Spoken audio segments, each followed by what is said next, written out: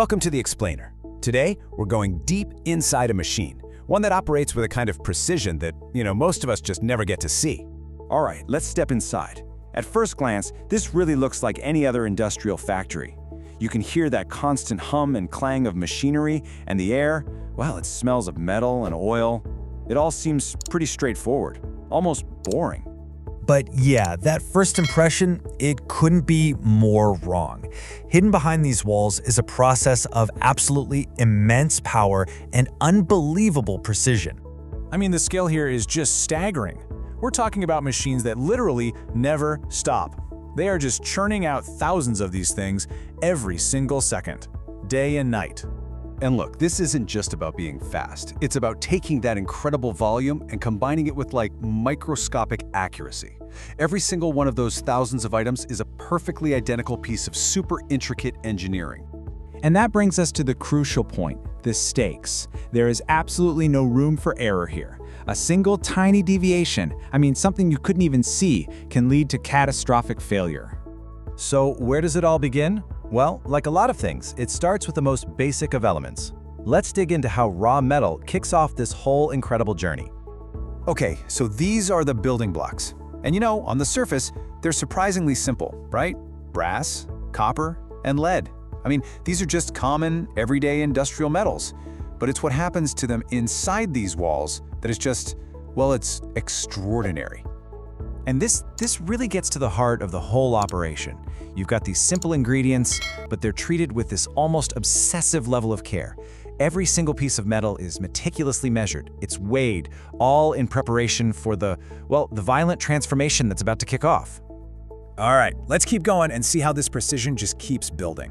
Because this next part, this is where that metal goes through a transformation that is violent, but at the same time, perfectly controlled. So the whole thing starts with what's called blanking. You've got these flat discs of brass and they're just punched out like coins. Then those discs get cupped, formed into a shallow shape. But the real magic, the real transformation happens during drawing. This is where these powerful machines just stretch that cup, thinning out the walls with every single pass. And this isn't just stretching it out, it actually rearranges the grain structure of the brass itself, making it incredibly strong. Finally, the base gets formed in a process they call heading, and the case gets its final tapered shape. It's just a brutal yet kind of elegant reshaping of the metal's entire structure.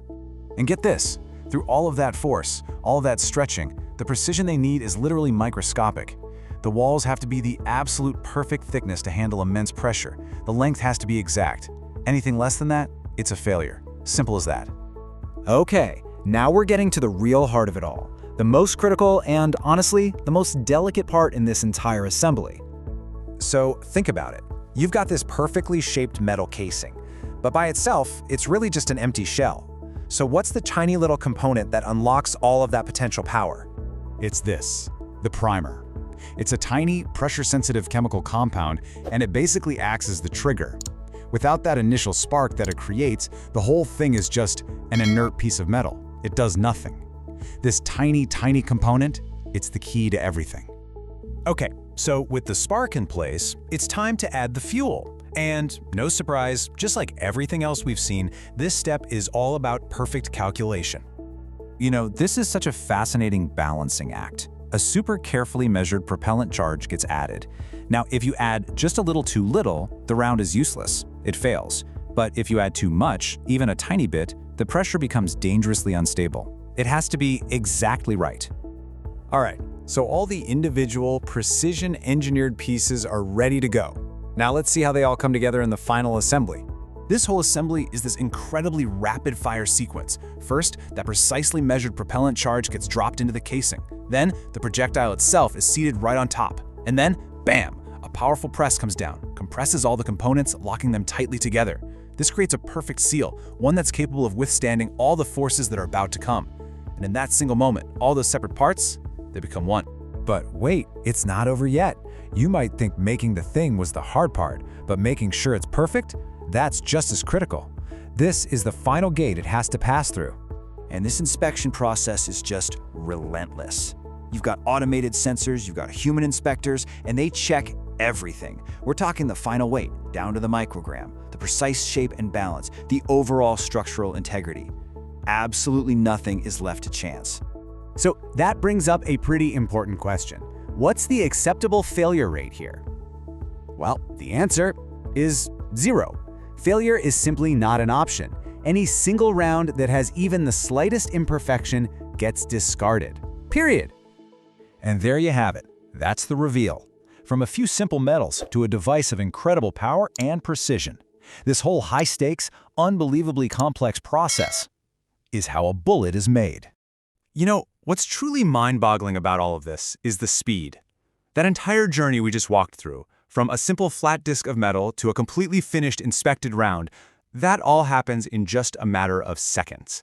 It's just a stunning display of decades of engineering, all focused on one single thing: absolute, total control. You know, it really makes you look at the world a little differently, doesn't it? We've just peeled back the layers on the incredible complexity hidden inside a single, pretty common object. It just begs the question, right? What other everyday things that we see and use are way more complex and way more precisely engineered than we ever imagined?